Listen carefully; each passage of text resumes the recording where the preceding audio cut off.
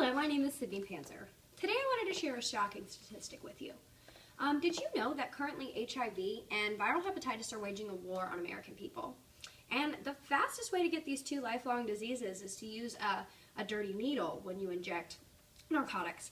Not only is HIV running rampant, opiate addiction is at an all-time high in the U.S.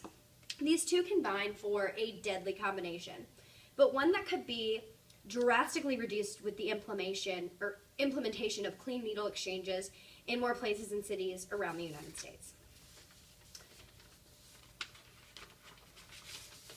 So to look at the statistics of Americans that actually have HIV and AIDS, in 2015, 950,000 Americans were living with HIV/AIDS, and 1/4 of those cases were actually a result of the use of dirty needles. 1/4 of those cases of HIV can be completely reduced with the implementation of NEP programs around the United States.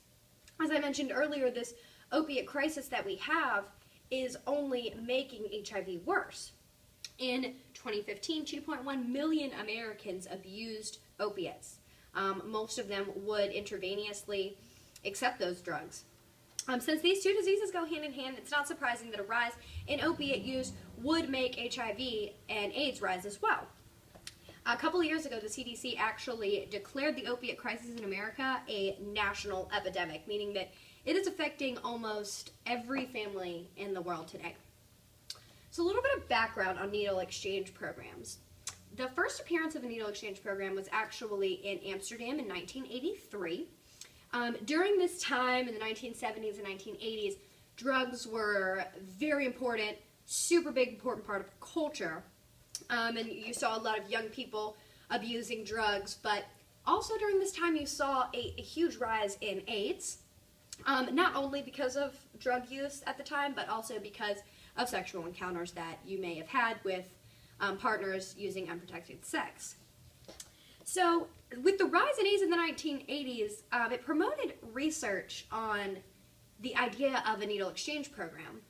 Quickly after this research started to take off, a large stigma was placed on needle exchange programs. There was already a stigma against people who were addicted to drugs. Obviously, people weren't as respected when they had the disease of addiction, as well as people who have HIV were kind of considered dirty and typically were of a different race, more African American. So there was this large stigma against the idea of helping addicts as well as helping people with AIDS, because a lot of people thought they did this to themselves. That does not mean that they're undeserving of our help, though. It was also at the time there was America's war on drugs. So there was, it was a contradiction to say we're trying to end the use of drugs in the United States, but we're also going to provide you clean needles to use these drugs. So it just seemed like a huge contradiction for people in the United States at the time, so they were not interested. So in 1988, basically Congress was pressured into putting a ban on federal funding for needle exchange programs.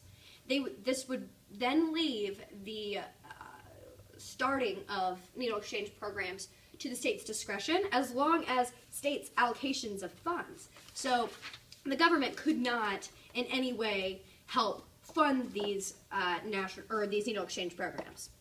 So this ban actually lasted 28 years. It was not lifted until December 2015 and wasn't really implemented until later into 2016. Since then, a lot of positive research has come from looking at these NEPs. An NPR interviewer, his last name is Cornish, he also states that scientific reviews have said that there is no evidence to support the idea that needle exchange actually encourages people to use drugs, but some people still politically feel like that's the message being sent. This goes back to that stigma that's saying we don't want to promote drug use throughout our nation, we want to find a solution and stop it, but it's just a matter of fact that people are going to use drugs, and wouldn't you rather them be using drugs safely and not spreading diseases that could potentially affect you or someone in your family? What really got the ball rolling about Congress talking about lifting this ban was there was a small town in Indiana. Its name is Austin. It's a very small rural town, not too many people there. But in 1 year, over 200 cases of new cases of HIV were actually found. And their representatives were completely shocked. They didn't understand what was going on. After looking into it a little bit more, they realized that the heroin epidemic was reaching their small rural towns, not just their larger big cities. So representatives from Indiana started this crusade with Congress and had Kentucky and a bunch of other states join in on this fight to help lift that ban of federal funding for NEPs.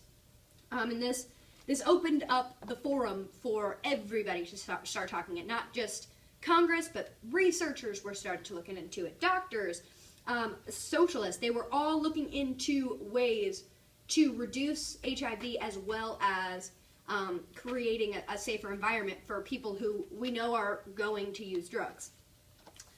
Since December 2015, Congress lifted the ban, but they lifted the ban on funds. But that does not mean that they specifically allocated new funds to needle exchange programs. Instead, they just allow states to reallocate funds that they're already given by the federal government to cover the NEPs. It also will not pay for the actual needles. It is a clear ban. The government cannot pay for the needles, but they can pay for the staff salary as well as the facility that they need to do these clean needle exchanges in. With states' lack of funds originally, it can help to allocate those funds, but if a state is struggling with something else, they're not going to put as much emphasis on a needle exchange program as a federal law would.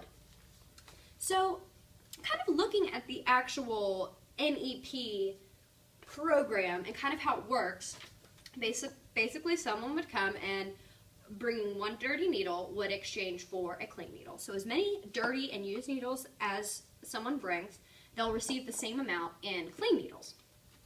So now looking back all the way in 2002, I thought this statistic was astonishing. Even without federal funding, 25 million needles were removed from the streets in just 1 year. Now imagine the vast difference it could make if we had federal funding completely allocated to needle exchange programs. If they can grow and be in more cities and get all of these dirty HIV needles off of the streets and to stop affecting people on a day-to-day basis. NEPs also don't just work on exchanging needles. A lot of these facilities now offer HIV testing so that you can be aware and start treatment. It involves counseling for people who are addicted to drugs that are trying to get off of these drugs. It involves a lot of different things that give addicts resources that they generally wouldn't have. So the effect on public health is vast. In 1 year, since they have been, the federal funding has been administered to them, in 1 year, NEPs have reduced HIV, new HIV cases by 50%. It also is going to reduce the amount of times that somebody uses a needle, as well as after using that needle, then contracting HIV and having a sexual encounter with someone and spreading the disease further. That's a huge portion of how HIV is spread as well. So as I said earlier, NEPs, they also normally have a program that will allow addicts to find help, go to rehab clinics, talk to counselors, or have, HIV testing, going to NA meetings. And there has also been so much research, it now says that there is no proof that NEPs actually encourage drug use. So I have a quote here from Daniel Raymond. He is the policy director for the Harm Reduction Coalition. He has been involved with needle exchange programs for a long time, and he is one of the people that is pushing for it in his company as hard as possible. When he was asked if needle exchange encouraged drug use, he said, "I've worked with NEPs for over 25 years. I can say from my own experience that if I saw that happening, I would have had second thoughts a long time ago." Basically, after working in hospitals and seeing these people with HIV getting treated and with and without NEPs, he has literally seen a major difference and has absolutely said that normally when they see new people, it's not because they're there because they want to start injecting drugs. They have been injecting drugs for a long time, but now they have this platform and this place to talk to people about their addiction to get help. So basically, the reason I think that NEPs should be more funded is so that they can offer a wider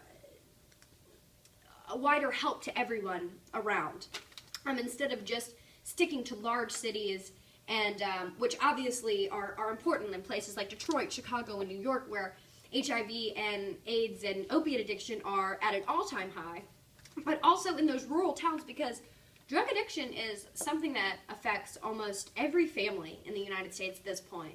Like I said earlier, over 2.1 million Americans abuse narcotics, and specifically 2.1 million Americans abuse opiates.